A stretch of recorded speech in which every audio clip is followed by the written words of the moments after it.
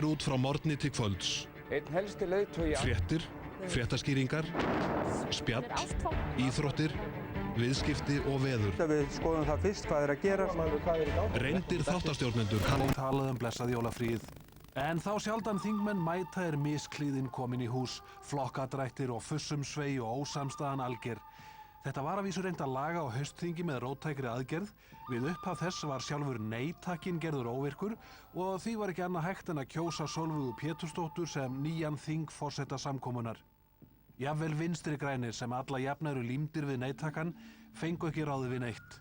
Kona olíurissans var komin í forsætið og fer hvergi þrátt fyrir olíublettinn á blússunni. Aðrir fóru, svo sem á milli flokka.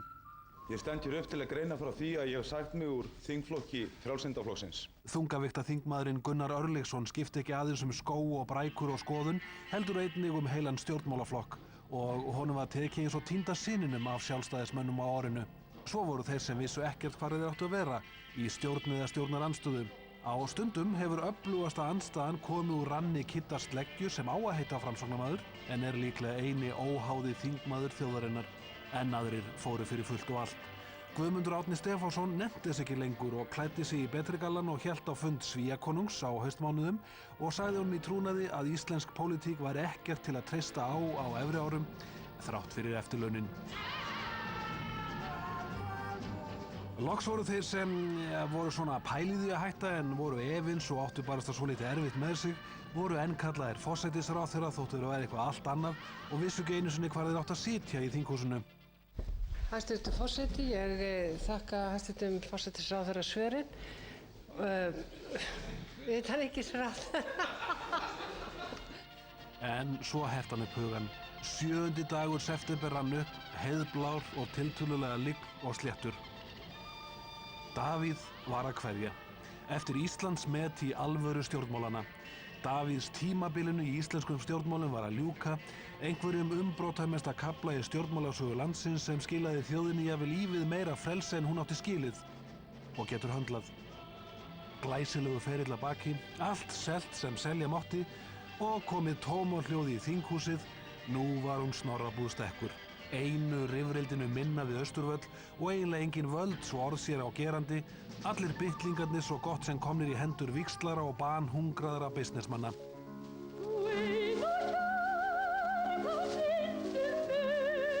Og þó, það má nú lengi koma einum að, Davíð tilkynnti sjálfur valið á sjálfum sér í formennsku bankastjórnar Seðlabankans og þar beið hans þægileg einveran innan alla ónöguðu blýantana undir lok októbermánaðar. Þetta var búið. Engar sennur meir, aðeins sálmar vísitölur og vexti. Ég ekki búinn að loka fyrir símann eftir þið hérna, hann bara hringir ekkert, sko. Það er rosalegu munur. Maður fyrir svona gá hvort það sé ekki örugglega sambandi, það þarf enginn að tala við mann, það er ljómandi gott. Svo skiptu lyklarnir ört hendur. Vestfjarða Einar varð sjávarútvegsráðherra, Hafnarfjarðar Árni fór í fjármálin og Vesturbæjar Geir í útlöndin. Sá síðastnefndi var reyndar óvinur brosmildur þessa októberdaga enda á vísan að róa fyrir hann. Studdur af Davíð Oddssyni fékk hann rússneska, kínverska og nánast norður-kóreska kosningu í formannsembætti flokksins og dró upp á sviðið með sér Þorgerði Katrínu Gunnarsdóttur sem til vara í flokknum ef Geir fyrir eitthvað að missa sig sem ólíklegt.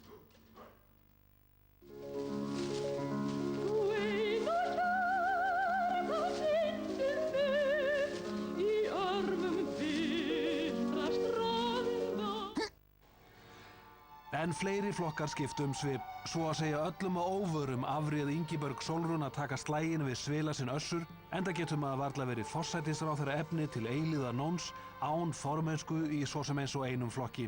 Það væri fréttafölsun að segja að baráttan hafi verið tvísýn.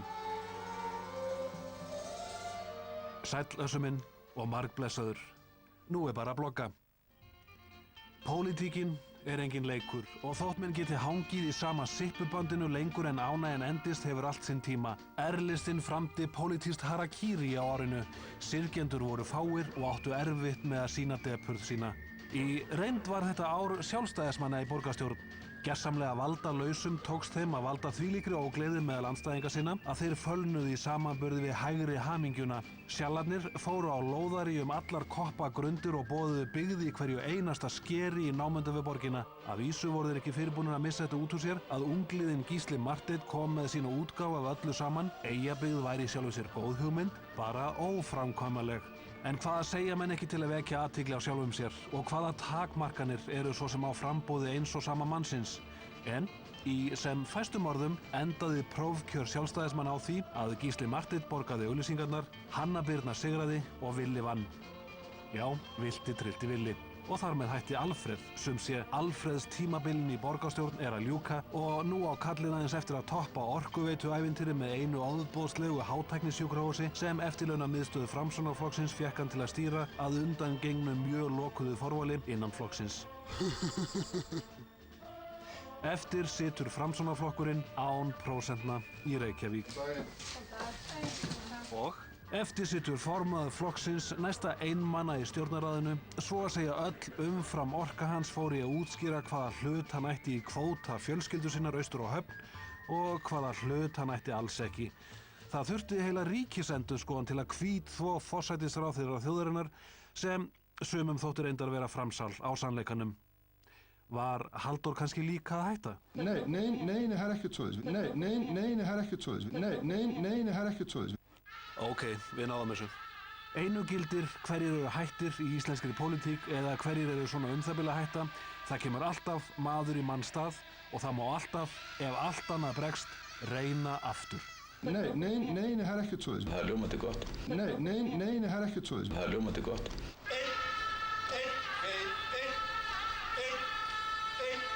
Já, við erum rík þjóð, Íslendingar. Og eins og allir vita, þá eiga ríkir fræga vini, Íslandsvini. When will I be famous?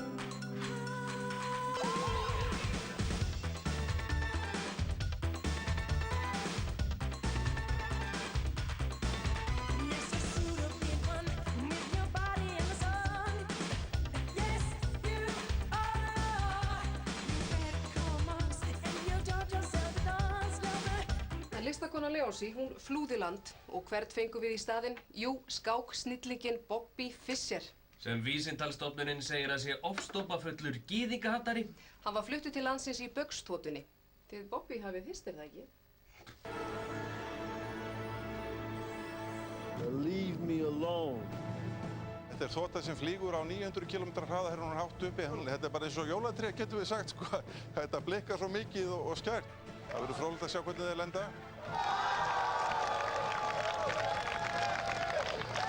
Og leikið hér við Gutzin Fingers. Ekki ertu hægra megin í vélinni. Við vorum einmitt að horfa inn gluggana hægra megin. Hvorum megin ertu í vélinni? Hægra megin þeir eru lít fram. Jú. Ef við fengjum myndavélina aftur á gluggana hægra megin og þú myndir kannski veifa okkur. Nú, dyrnar hafa opnast. Þarna kemur flugfreyja frá okkur. Það er bara flug. Já, þetta er nú líklega annar flugmaður en reyndar. Nú. Og svo loksins, viðtalið sem allir biðu eftir. Welcome to Iceland, Mr. Fischer. We've got a car waiting for you. It's Iceland, or the Philippines, or Hastings, or this place.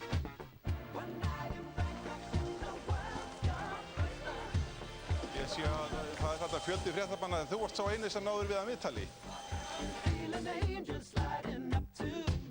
One town's very like another when your head's down over your pieces, brother. Eftir 8 mánaða vist í einangrunarbúðum í Japan stálu forsvarsmenn stöðvar 2 gamla manninum. Síðan þá hefur ekkert til hans spurst. Sporlaust hurfu þeir líka. Hryðjuverkamennirnir meintu sem bandaríska leyniþjónustan CIA fluttu með leynd á milli landa. Íslendingum brá í nóvember þegar NFS sýndi þessar myndir af einni vélinni sem millilendi í sjálfri Reykjavík. Svona draugavélar hafa raunar margoft millilendi hér á landi undanfarin ár. Bandarísk yfirvöld neita því að fólki sé flutt til landa þar sem pyntingar og harðræði litið öðrum augum en víða annar staðar. En þetta er auðvitað allt svo flókið og afstætt, er það ekki? Hvað eru líka smá pyntingar þegar frelsi og öryggis frjálsa heims annars vegar? Alla Evrópu var hafist handa við að rannsaka ferðir vélanna og framgang Bandaríkjanna. Íslensk stjórnvöld eru þó sallaróleg. Þau bíða ennþá svars frá Bandaríkjamönnum, svara sem ekki berast og telja engar vísbendingar að það sama sé upp á teiningnum hér á landi og allstaðar annarstaðar. Ekki á Íslandi, nautsch. Svara líka beðið í varnarmálunum, svara sem ekki berast. Bandaríkjamenn vilja skera niður en Íslendingar þrjóskast við og halda dauðahaldi í 4 orrustuþotur, án þess þó að geta skýrt af hverju ósköpunum þar 4 þotur, ekki 5 eða 3 eða eitthvað allt annað. Gott samt að vita að ef einhver vitleysingur reynir að sprengja sig í loft upp á Laugaveginum, að 4 þotur eru til taks. Have you tried to slap them?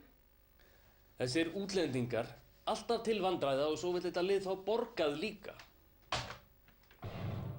Af því að Íslendingar eru latir og dýrir flutt inn erlend vinnuafl í stríðum straumum. Undirborguð og illa með farin húka þessi grey í iðnaðarhúsnæði án salerna.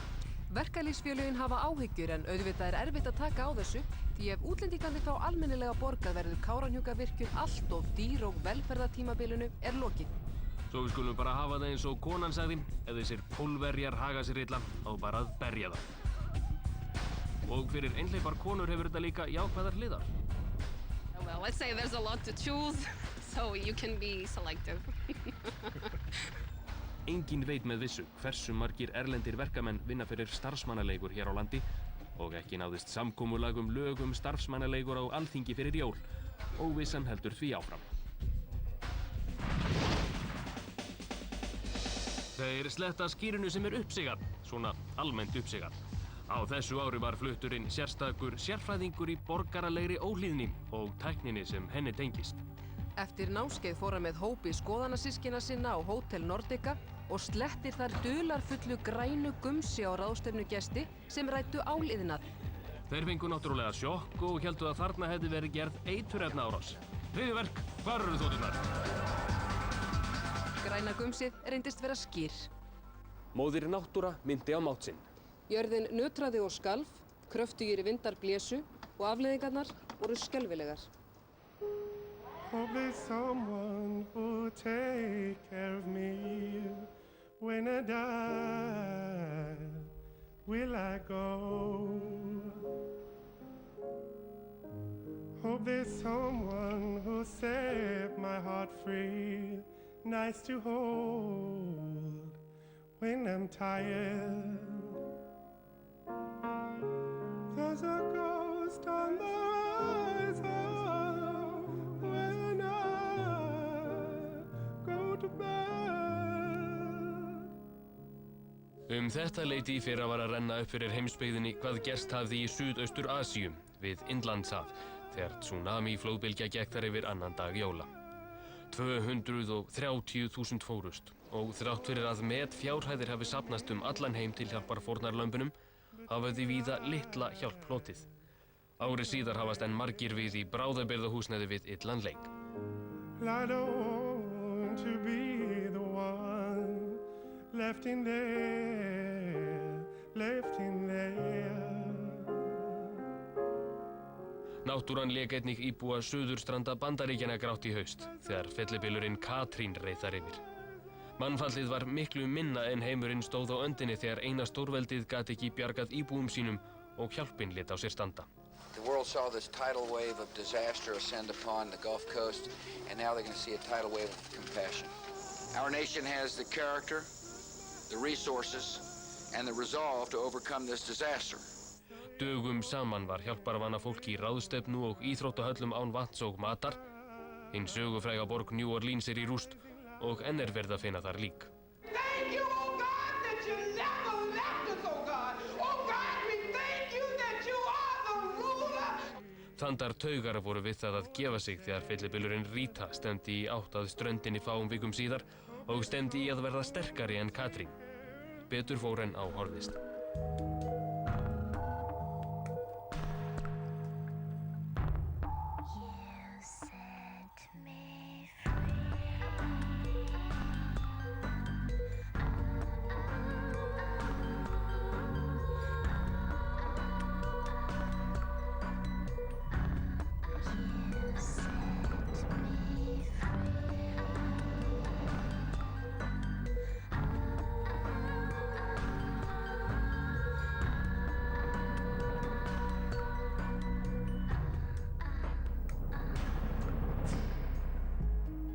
Ekki leið á löngu uns náttúran myndi aftur á hvers hún megnug.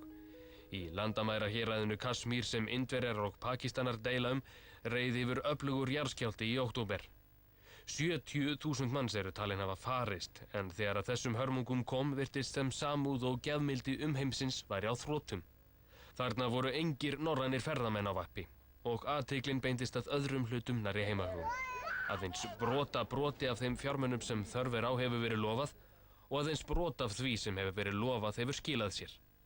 Íslenskir popparar myndu landsmenn á þetta ástand fyrir jól, en á meðan ekkert gert deyr fólki drottni sínum í vetrarkuldanum því það vantar skjól, læknishjálp og vistir.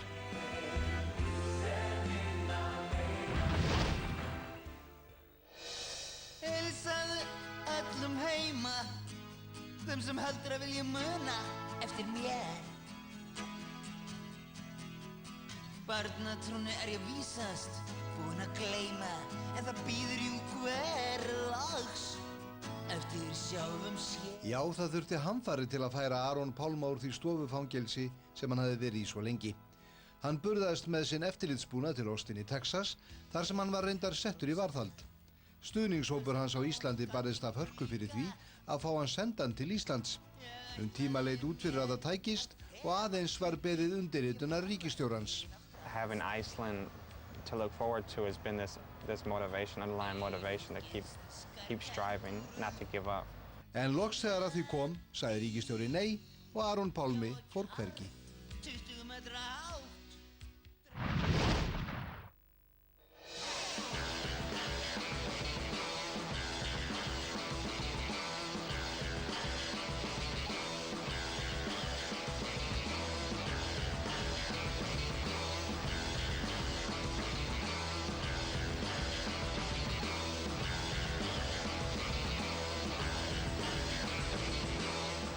Hannes Hólmsteinn prófessor var nokkuð tíður gestur í dómsölum landsins á árinu.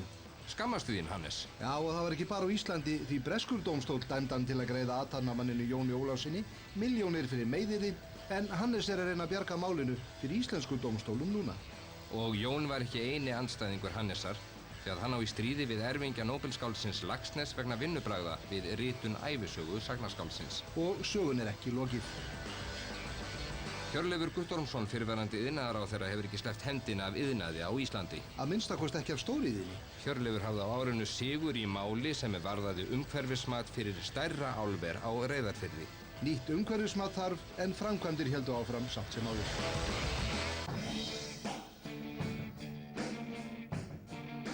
Bagdad fluttist í Skeifuna í Reykjavík eina næturstund í haust þegar sprengja sprakk undir mannlausum bíl. Mannfall varð ekkert en kona þurfti á slysadeild með sáran fót. Sprengjumaðurinn ófundinn.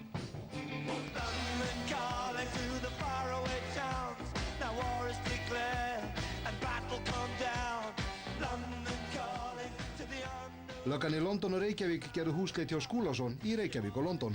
Grunur lék á peningaþvætti og að hluthöfum hafi verið lofað gulli og grænum skógum, en eigandinn botnaði ekki neitt í neinu. Ég veit það ekki alveg, en það er sem sagt rannsókn í Bretlandi. Vestmannaeyjabær var meðal hluthafa en vill nú ólmur út.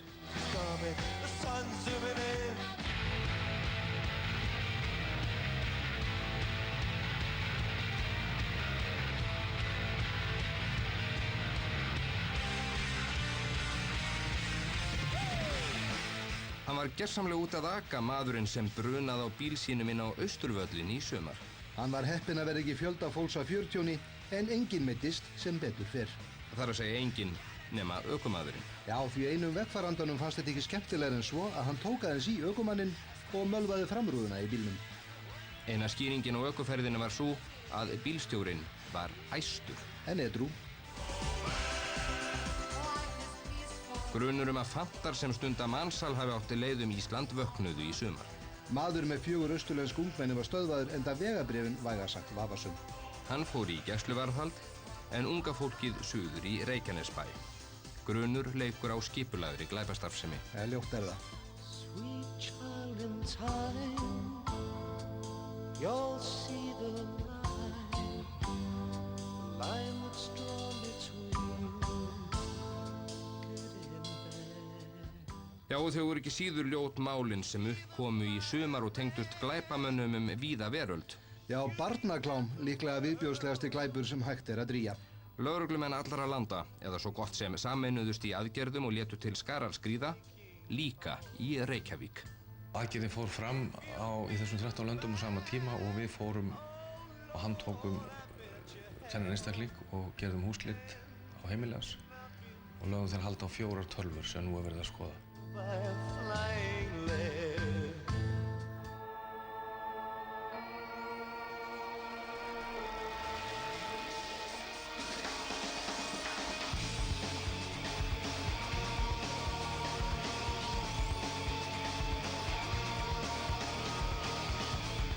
Það fögnuðu líklega flestir þegar fórnarlamb hópnauðgunar náði fram nokkurum rétti eftir að löggan hafði brugðist í rannsókn málsins. Ekki benda á mig. Löggan klúðraði málinu og ríkissaksóknari gaf ekki út ákæru, en konan dró delana engu að síður fyrir dóm og þeir dæmdir til að greiða henni bætur. Réttlætið, það sigraði að lokum.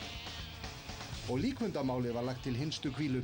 Þremenningarnir sem fluttu lík félaga síns, fullt af dópi austur í Neskupstað, stungu á það gat og hentu í höfnina, fengu makleg málagjöld.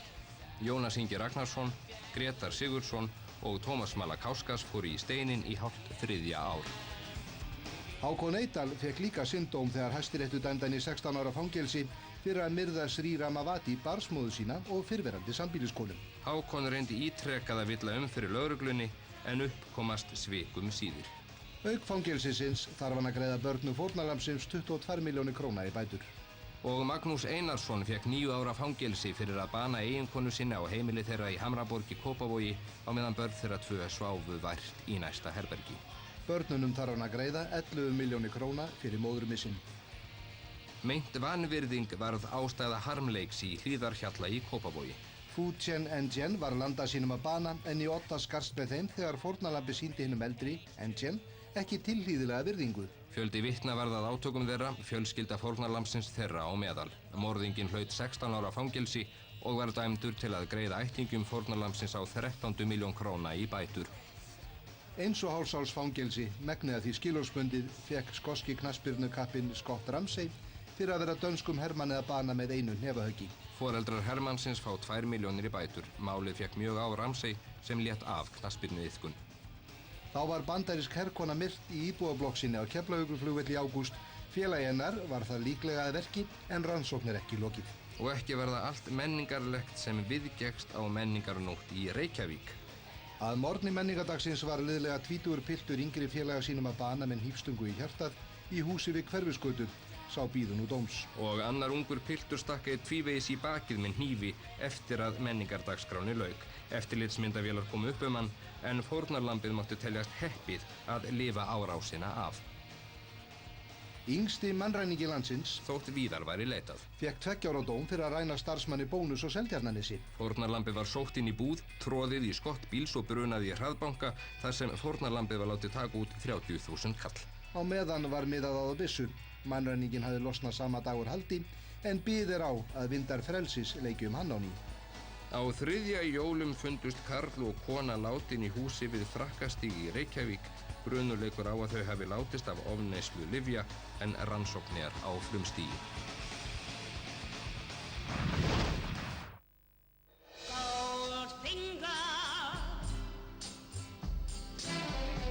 Það var líf og fjör á Goldfinger en gamanið stóð stundum lengur en til stóð. Að minnstakosti einn gesta staðarins taldi að greiðslukort sitt hefði verið gróflega misnotað og reikningurinn hátt í 200.000 kall. Takk fyrir. Ég kannast bara ekkert við þetta. Þetta er ekki mín undirskrift. Geiri á Goldfinger gaf ekki mikið fyrir svona skýringar. Nei, hann sagði algengt að karlarnir kæmu með svona sögur til að réttlæta næturgamanið fyrir frúnni. Svipað leyti var reyndar gerð lögregluleit á staðnum en allt reyndist í himnalagi. Já, nema enkadansinn, hann var fullmikið enga. Opp. Betri helmingur þjóðarinnar fékk sig fullsaddan og lagði niður störf þann 24. október. Ketlingavæl. Lúði.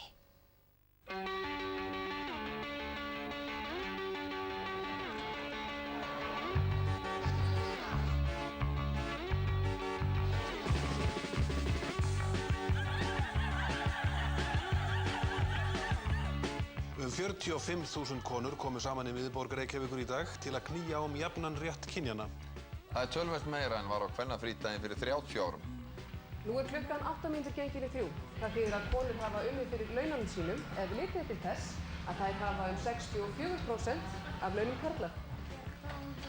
Og þar með gekk hún út eins og tugþúsundir annarra kvenna gerðu í dag til að mótmæla þessum ójöfnuði, en körlum bara að halda áfram störfum.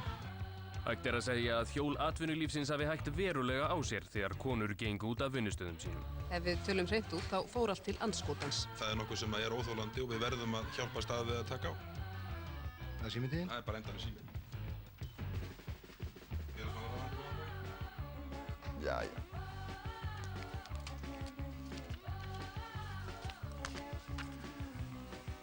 Við getum þetta ekki á kvenna.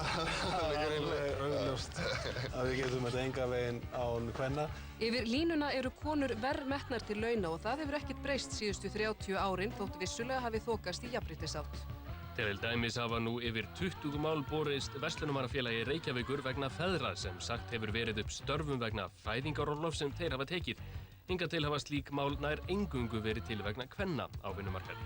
Brugðið var á það ráð að birta myndir af kynskiptingum fólki til umhugsunar. Þennan síðhærða, sláandi myndarlega mann sjáum við líklega ekki oftar. Mér veist ég nú betri en svona vel rökuð. Kannski þessi miðaldra fari stundum á stjá. Mér fannst það nú bara svolítið myndarlegur. Ég hef nú aldrei haft sérstak ánægja af því að klæði mig í kvenmannsföt. Já, og tunglegur úr osti og þú ert búinn með BR-ritgerðina, ekki satt?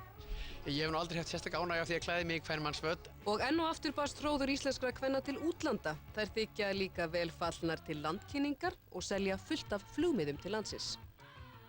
We're known for our tall, blonde, blue-eyed women here in Iceland. There are a lot of beautiful women up here.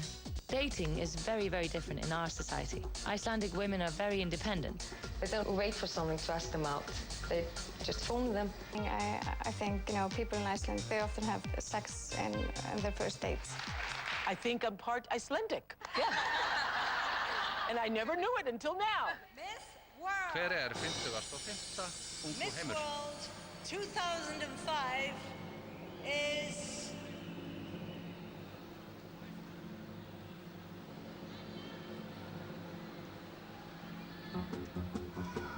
Iceland. Áfram stelpur standa á fætur, slítum allar gamlar rætur, 1000 ára kvennar búinnar.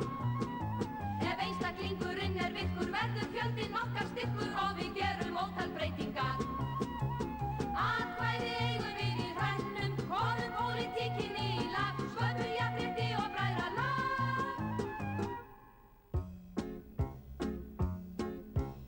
Áfram stelpur, hér höndin, nýtum saman vinaböndin, verum ekki deigardansinn í.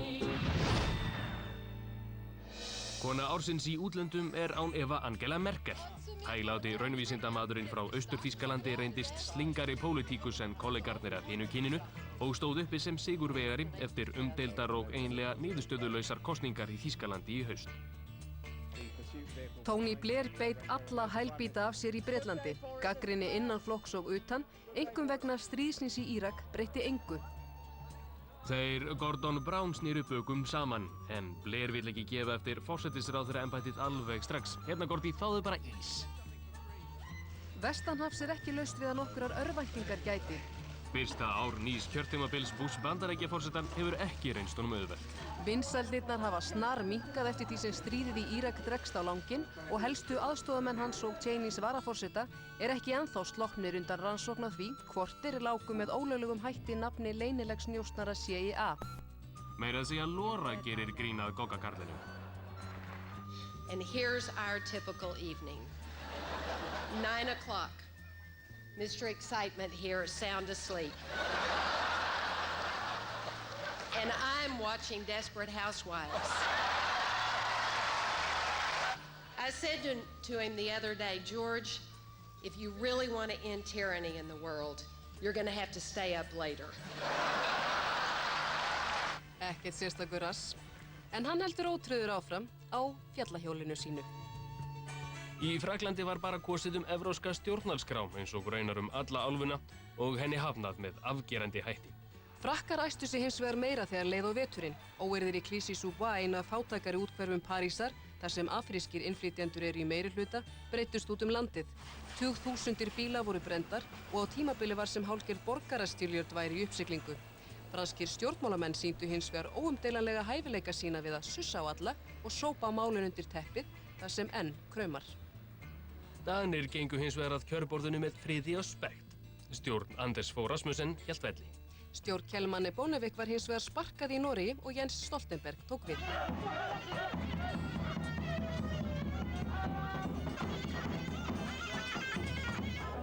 Kosningarnar í Írak eru öllu átakameiri, svo að ekki sé talað þegar kosið þrisvar sama árið. Fyrstu kosningarnar voru í janúar, en það var kosið nýtt þing. Það var töluvert mannfall í árásum sem voru þó hvergi nærri jafn mannskæðar og margur hafði óttast. Í sumar var svo kosið nýja stjórnarskrá og nú fyrir jól var aftur kosið þing. Kosningarnar þóttu takast vel í hvert skipti og eins konar lýðræði virðist í burðarliðnum. Very happy today.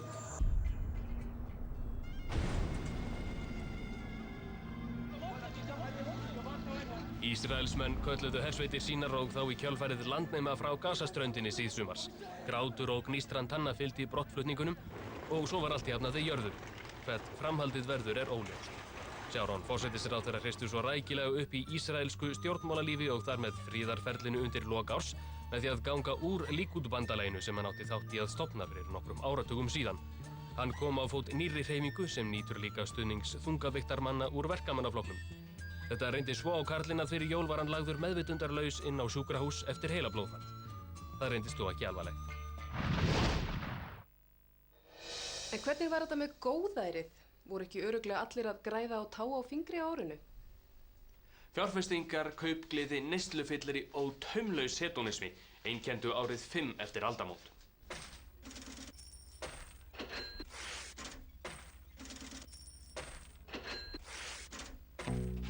Meira að segja ríkissjóður gildnaði og stjórnarliðar hrósuðu sér af meiri fjárlagaafgangi en flestar aðrar Evrópuþjóðir. Milljarðarnir streymdu inn við sölu Símans, almenningur Agnesar varð undir, bakkabræður hrepptu hnossið og starfi forstjórans var borgið. Þá var stóra spurningin, hvað á að gera við símapeningana? Jú, meðal annars var ákveðið að byggja hátæknisjúkrahús fyrir 40 milljarða í umsjón Alfreðs Thorsteinssonar. Alfreð var valinn vegna reynslu hans í að verja milljónatugum í nýbyggingar, vanur maður. Framúrkeyrsla hvað? En það svo skrítið þetta með peningana og hvert rata. Nokkur sveitarfélög náðu til dæmis ekki að manna leikskóla. Kannski ekki að undra þar sem það sýndi sig að betra að vinna í ræsunu en á leikskóla. Á það rak pólskur innflytjandi sig áþreifanlega. Fær rúmum 40.000 krónur meira á mánuði í tekjur eftir að hann hætti á Njálsborg og færði sig yfir í gatnagerð við Njálsgötu. If the pay in the kindergartens would be better, I would probably stay. I would probably wanted really to come back. Ekki gekk betur að manna hjúkrunar- og dvalarheimili. Deilt var hversu bágbornar aðstæður öryrkjar búa við. Biðlistar mynduðust á líknardeild. 6 af hverjum 10 öldruðu sem liggja á Landspítalanum eru vannærðir. Og fregnir bárust af einstæðingum sem höfðu verið látnir svo vikumskipti án þess að nokkur vitjaði þeirra. Ekki að undra að kynslóðin sem öllu ræður fá ekki háa einkunn hjá þeim eldri. Ég hef á tilfinningunni að hún sé hér búin að afskrifa okkur. Þessir þurfa þó ekki að örvænta enda búnir að tryggja sér vænan lífeyri. Það kom reyndar í ljós að það kostar tæpum 50% meira en versta mögulega útkoma sem kynnt var á Alþingi. Hva? Stórfyrirtæki skiluðu ofurhagnaði og hinu virðulega viðskeyti Group var nælt aftan við heiti hinna ýmsu fyrirtækja.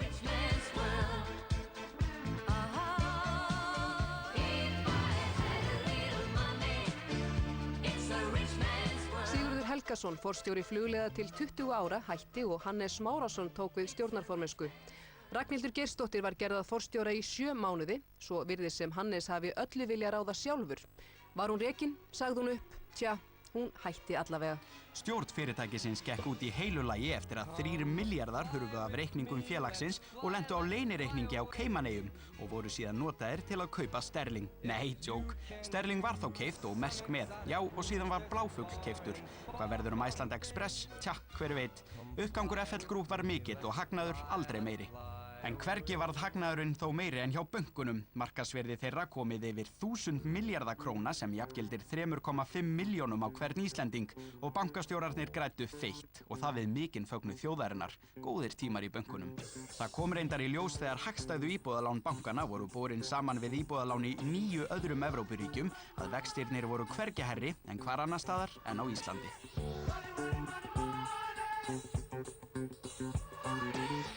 Og Íslendingar eru víðar fremstir meðal jafningja. Hér er dýrast að kaupa í matinn í allri Vestur-Evrópu. En það var allavega gaman að vera fjárfestir árið 2005 og nóg að gera í Kauphöllinni. Heildarverðmæti fyrirtækja í höllinni er þó komið í 1.577 milljarða og 350 milljónir íslenskra króna. Það var svo gaman á árinu hjá peningamönnum. Og líka hjá þeim sem finnst gaman að kaupa dót, allavega tvöfaldaðist viðskiptahallinn við útlönd. Og það var eitt og spennt. Íslendingar vörðu til dæmis vel á 3 milljarð króna bara í fegrunarvörur eða svipaðri upphæð og fór í að reka fjórðungssjúkrahúsið á Akureyri. Bíddu nú við, erum við að gleyma ykkur? Kannski í þessu? Það taldist til tíðinda á árunum að silikonbrjóstabúðar voru leyfðir á ný í Bandaríkjunum. Júhú! Löggæslunni fór fram, 5 ára stúlka var handjárnuð á Flórída fyrir að vera óþekk. Geimskutlan komst aftur í loftið eftir hlé en bilaði, og fer líklega aldrei í aðra ferð. Stærsta farþegaþotasögunnar fór líka af stað og verður örugglega óstöðvandi á næstu árum með 800 farþega í sardínadósar sólarferða. Íslenska þjóðin setti öryggið á oddinn, kom öryggismyndavélum fyrir á heimilum, í skólum, á leikvöllum, í verslunum og verslunarmiðstöðvum, við akbrautir, á skemmtistöðum, í bönkum, í miðborginni, á vinnustöðum og Bjössi í vörklass greip til þess ráðs að koma falinni myndavél fyrir í búningsklefa til að upplýsa þjófnað. Uppkomst kauða og fleiri harðsvíraða glæpamenn eins og arkitektinn frá Ítalíu sem hafði áhuga á byggingasögu Alþingishússins vogaði sér að ljósmyndahúsið og var handtekinn af víkingasveit lögreglunnar. Hryðjuverk, hvar eru þoturnar? Popparar allra landa voru líka heitir út af fátækt og misskiptingu auðsins. Þeir tóku höndum saman Live Aid tónleikana í sumar, söfnuðu þannig fé og myndu á baráttuna gegn fátækt og órétti allan heim. Abin Charlie hætti að reykja. Lekandi hrjáði ótrúlegan fjölda Íslendinga sem eiga víst þjóðamest af titrurum. En þó að enginn eigi eins mikið af leikföngum á borð við þessi hér eins og við Íslendingar og fáir stunda kynlíf jafn oft og við, þá er eitthvað djúpt á fullnægingunni hjá landanum. Skyldi hann tala af reynslu þarna? Kínasandi undirföt merkt eign þvottahús ríkisspítalana var stolið í tugþúsundatali. Telst þetta nú nokkuð sérstakt þar sem að nærfatnaður sem þessi hefur ekki talist til hátísku hingað til. Fróðir menn létu sér helst þetta í hug að þau væri nú í notkun á strípistöðum. Íslendingar, svo spes. Hvar annar staðar eru leiðarkerfi strætisvagna gersamlega óskynjanleg og hverjir aðrir en íslenskir skipulagssérfræðingar geta skellt sér út í jafn ömurlega gatnagerð og við urðum vitni að við Hringbrautina. Þeir sem vilja komast í vestur keyra í austur. Brad Pitt og Jennifer Aniston skildu. Og ákveðið var að byggja tónlistarhús í Reykjavíkurhöfn í sydneskum anda. Þar munu óperusöngvarar þó ekki fá inni, en nælon mun örugglega fylla húsið. Allir nema formaður efnahags- og viðskiptanefndar Alþingis eru glaðir. Við erum að tala 600 milljónir í 35 ár. Það er að segja nýfætt barn í dag, það verður að borga síðustu krónuna þegar það er á 35 ára. Og fulltrúi íslensks auðvalds, herra Ólafur Ragnar Grímsson fór til Kína. Til spísa hunde í Kína.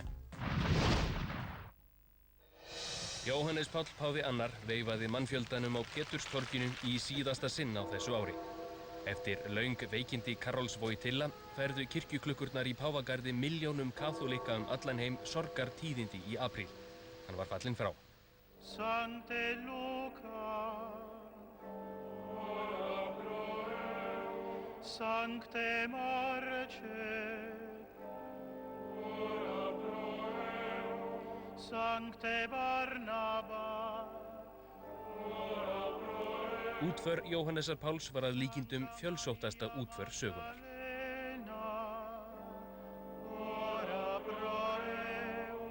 Að henni lokinni tók við leitin að eftirmanninum og hún stóð ekki lengi. 19. apríl, rétt rúmum hálfum mánuð eftir andlát Jóhannesar Páls, steig hvítur reykur til himins frá Sixtínsku kapellunni sem þýddi að nýr páfi hefði verið valinn. Fögnuður braust út og svo var tilkynnt hver hefði orðið fyrir valinu. Sancte Romane Ecclesiae Cardinalem Ratzinger. Þjóðverjinn Jósef Ratzinger var náinn samstarfsmaður Jóhannesar Páls heitins og kallaður Skriðdrekinn.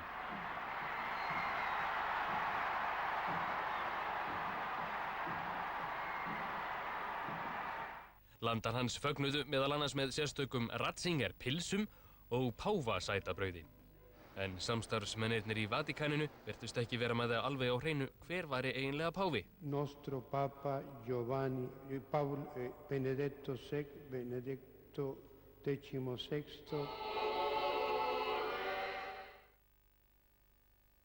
Baugsmálið.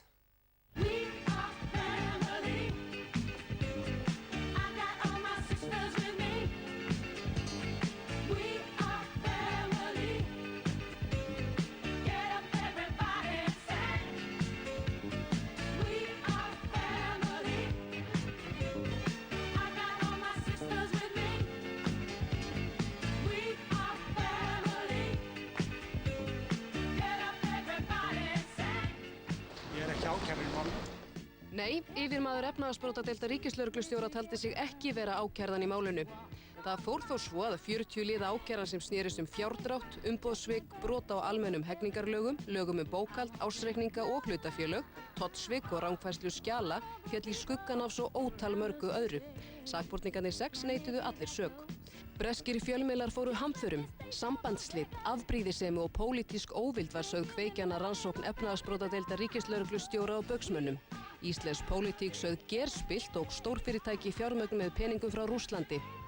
Jón Ásgeir var nokkurs konar hróu höttur, enda sakar ekki að forsetinn segja manni sætar sögur í þætti á BBC. I remember him outside the supermarket when he was just a small boy selling popcorn in his own way to those who came out of the supermarket. His own little business. Yeah, his own little business. We are quite sure that everything that's happened is sort of, is political things. Ef að lögreglan væri virkilega með einhverja pólitískar athafnir í þeim efnum, að þá verður því hent út í einum logandi grænum af dómstólunum sem betur fer. Hjördís, hvað gerðist? Það bara var vísja frá. Reyndar ekki vegna þess að eitthvað sé hæft í því að tildrög málsins hafi verið pólitísk, heldur af því ákærurnar þóttu hroðvirknislega unnar. Spjótinn tók að beinast að embætti ríkislögreglustjóra þegar eftir stóðu 8 ákærur af 40 eftir 3 ára rannsókn á Baugi. Gleymum svo ekki reyfarakenndri fléttunni, svik, morðhótanir, einkaspæjarar, peningar og fagrar konur. The Independent gekk reyndar svo langt að lýsa Jónínu Ben sem femme fatale sem tekist hefði að hrinda af stað lögreglurannsókninni á Baugi. Málið snýst ekkert mig og Jóhannes, ekki neitt. En æstust leikar þegar Fréttablaðið tók að birta upplýsingar úr tölvupóstum sem bentu til aðkomu ritstjóra Morgunblaðsins, framkvæmdastjóra Sjálfstæðisflokksins, Jónínu Ben og Jón Steinars hæstaréttardómara í aðdraganda Baugsmálsins og kæru Jóns Geralds Sullenberger á hendur Baugi, auk upplýsinga innvígða og innmúraða tryggð við ónefndan mann. Pósturinn hefði smellpassað í reyfara. Þessi var til dæmis frá Jónínu til ritstjóra Morgunblaðsins. Hann svo illur út í feðgana að hann langar mest að kála þeim. Það þarf einhvern veginn að tala við drenginn og róan þannig að honum finnist hann ekki vera segur. Styrmir heldur að Davíð væri til í að hringja hann. Áttirðu við Davíð Oddsson? Já, ég átti við Davíð Oddsson. Hringdi Davíð Oddsson í Jón Gerald? Nei. Ég svara þeim athugasemdum sem hafa framkomið í mín garð hér í þessu blaði og hvet fólk til þess að kaupa blaðið og kynnast sjónarmiðum okkar þar. Auðvitað var þetta allt saman útskýrt í Morgunblaðinu sem aðstoðaði Jón Gerald bara við þýðingar. Þáttur Kjartans var að koma meðmælum áfram Jón Steinar til Styrmis enda hafa þeir bara þekkst í nokkra áratugi. Jónína Benediktsdóttir sagði gögnin stolin og stemdi Fréttablaðinu. Fréttablaðið var þaggað niður en dómstólar héldu áfram að fjalla hina ýmsu anga Baugsmálsins. Ríkissaksóknari varð vanhæfur vegna fjölskyldutengsla, annar var settur og þá var fjallað hæfi ráðherra til þess gjörnings en í gegnum tíðina hefur Björn Bjarnason ekki getað stillt sig að blogga Baug í gríð og erg. Þegar þarna var komið við sögu höfðu langflestir gleymt því hvað Baugsmálið snérist eða snýst, það teygir orðið anga sína víða eins og kolkrabbi og auðvelt að tapa áttum.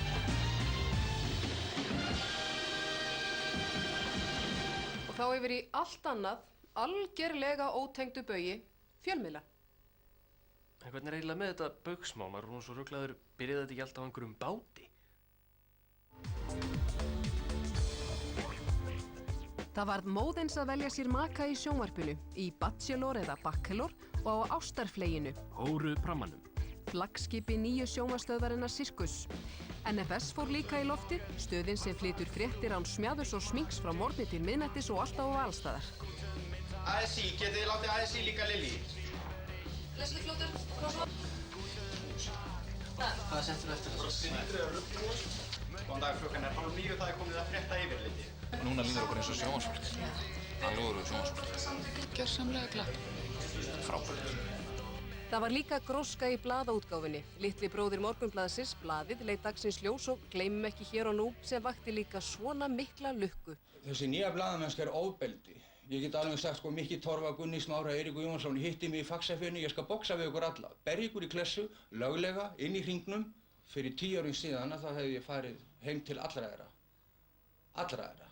Og lamið þá.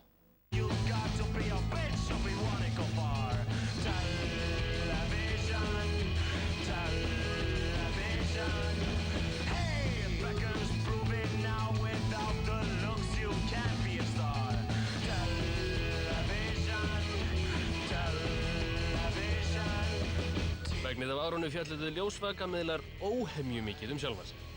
Fólk var rekið og ráðið, fréttastjórar komu og fóru og stjörnufésinn hoppuð á milli fjölmiðla. Neyðarástand að skapast á Ríkisútvarpinu. Sá sem staldraði styst við í starfi var þó Auðun Georg Ólafsson. Hann var fréttastjóri Ríkisútvarpsins hluta úr degi. Fékk líka svona skemmtilegar móttökur. Starfsfólkið brjálað og framkvæmdastjórinn skellti á nefið á honum. Þessi flúði úr lyftunni í sendiherrastöðu og þá fyrst þessi sem hefur einfalda smekk í staðinn. Þú færir þessa vinnu hérna í gegnum spillingu, það ekki? Nei, af hverju heldur það? Ríkið, er þetta ekki bara spilling? Nei. Er þetta ekki bara mafíósi? Nei. Ég verð að fara að hætta þessu. Þakka þér fyrir, samtalið. Svoleiðis. Já, við kveðjum Pál Magnússon eins og við þekkjum hann best. Að flýja. En eins og segir í bókinni góðu, sjaldan staldrar stór fugl lengi við á sama stað. Hvað er klukkan? 17:10. Alveg viss. Æ, þessi hætti í fréttamennsku af því hann kann ekki vel á klukku. Ætla hann ráði við bókhald? Reddaði nokkulega. En þessi, ætla hann kunni eitthvað fyrir sér í bókhaldi. Hann var alltaf að ráðin sem sjónvarpsstjóri Sirkus og stýrði fleginu frá Kvíabryggju.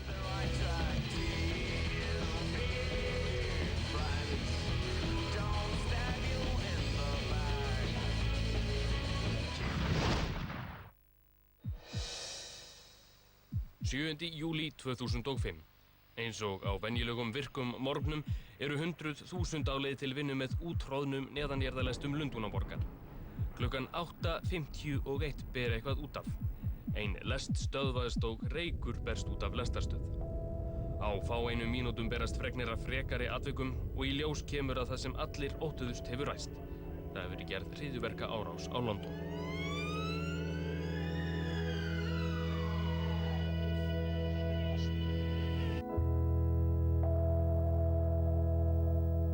Skelfingu lostið fólk flýr upp úr lestargöngum, samgöngur stöðvast og borgin er lokuð af. Aðeins fáeinum dögum áður var fagnað því að borgin hlaut Ólympíuleikana árið 2012. Leiðtogar stærstu iðnríkja heims eru á fundi í Glen Eagles í Skotlandi. Athygli fjölmiðla heims beinist að Bretlandi. Þetta tækifæri velja 4 einstaklingar til að sprengja sig í loft upp og drepa 52 saklausa einstaklinga leið. Grunurinn beinist strax að íslamskum öfgamönnum og Al-Qaida enda búist við árás þeirra. Íraksstefna ríkisstjórnar Blairs, fjölmenningarsamfélagið einkum í London og fjölmargt fleira þótti gera London að góðu skotmarki. Let no one be in any doubt. The rules of the game are changing. Áfallið kom þó fyrst þegar ljóst varð að 4 breskir piltar og karlar voru að verki. Shizad Tanvir, 22 ára gamall íþróttafræðinemi og krikketáhugamaður, nýkominn heim frá Pakistan. Asif Hussain, 18 ára gamall fótboltastrákur og lélegur nemandi sem var líka sendur til Pakistan í vonum að hann æði þar áttum. Mohammed Siddiq Khan, 30 kennari sem hafði árum saman leiðbent krökkum sem áttu erfitt með nám. Hann var líka nýkominn frá Pakistan. Og loks Jermaine Lindsay, 19 ára teppalækningamaður frá Jamaica sem hafði tekið upp íslamskam sið 4 árum áður. London jafnaði sig fljótt, en hálfum mánuði síðar voru afturgerðar árásir, en í þetta sinn án mannfalls. Eina fórnarlambið var í raun ungur brasilískur rafvirki sem lögreglumenn héldu að væri hryðjuverkamaður. Í flýti skutu þeir hann og drápu. Borgarbúar voru miður sín.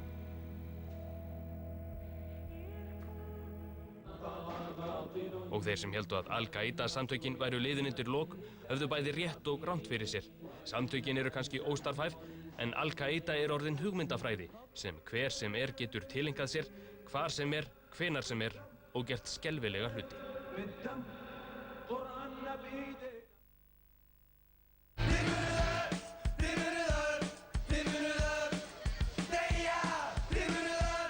Við munum öll deyja, svo mikið víst. Spurningin auðvitað hvenær og kannski hvers vegna. Í fyrra var svarið bráðalúnabólga eins og allir muna eða hvað. Í ár svarið fuglaflensa, H5N1, stórhættulegur vírus sem berst með fuglum og mun, næstum því örugglega, stökkbreytast einhver tíman í framtíðinni og kosta milljónir lífið. En eins og skáldi sagði Dendi Densson. I can't turn you on all night long. I can't turn you on all night long. I can't turn you on. Wanna be your boy. Wanna be your nasty, nasty, nasty, nasty little boy. Félagsmálaráðherra reið á vaðið, hipp og cool á Gay Pride og sagðist myndu beita sig fyrir því að samkynhneigð pör fengju heimild til að ættleiða börn og gangast undir tæknifrjóvgun. Ég styð það sjónarmið heils hugar og mun halda áfram. Þarna mun hann væntanlega hafa fiskað Framsóknarflokknum nokkur atkvæði, kannski allt það fylgi sem flokkurinn nýtur þessar myndir. Wanna be your boy. Wanna be your nasty, nasty, nasty, nasty little boy. Ríkisstjórnin samþykkti svo frumvarp sem færi samkynhneigðu rétt til jafns við gagnkynhneigða og líkt og fleiri var formaður samtakanna 78 kátur. Það var ekki bara fullnaðarsigur. Tilfinningarnar báru hina ástríðufullu ofurliði. Það var að grenja hérna, ég heldur að gera þetta aftur. Þetta var ekki svona svakalega svona. Hún er svo óbúinn. Svakalega leiðilegt maður. Fleiri börðust fyrir rétti til að ættleiða eins og Lilja frá Akureyri sem höfðaði mál eftir að dómsmálaráðuneytið komst að þeirri niðurstöðu að hún væri of feit til að verða móðir. Ef hún hefði bara reykt tóbak á dag, þá hefði það ekki sést. Eða ef hún hefði bara drukkið áfengi, þá hefði það ekki sést. Neitun dómsmálaráðuneytisins vegna útlits hennar þótti ekki fullnægjandi. Fyrir vikið fékk dómsmálaráðuneytið raskell, enn einn. En það var ekki eini skellurinn sem valdhafar þessa lands fengu í dómsal. Sama gegndi félagsmálaráðherra í Hæstarétti vegna brottvikningar forstöðumanns Jafnréttisstofu. Að gera biðjast alls ekki afsökunar, heldur grípa til sömu klisjunnar og aðrir íslenskir valdhafar þegar kallað er eftir því að þeir axli ábyrgð á gjörðum sínum. Ég held áfram mínu störfum og legg þau svo í dómkjósenda. Auðvitað gerirðu það, langbesta aðferðin, enda að ræða þjóð með gullfiskaminni. Er ekki örugglega allir búnir að gleyma því að olíufélögin hafi nokkur tíma haft með sér verðsamráð?